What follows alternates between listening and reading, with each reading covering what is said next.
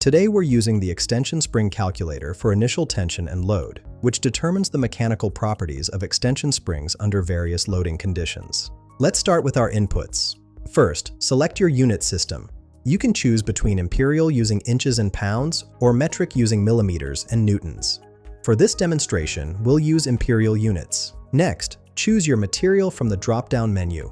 Options include music wire with a modulus of 11.5 million psi, oil-tempered wire at 11.2 million psi, stainless steel 302 at 10 million psi, stainless steel 316 at 9.5 million psi, and phosphor bronze at 6 million psi.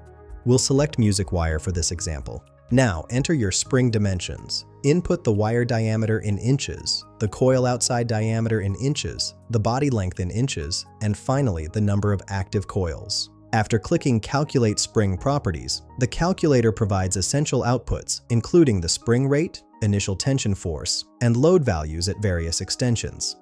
These results help engineers verify that their spring design meets the required force specifications while staying within safe stress limits for the selected material. Find the link in the description below.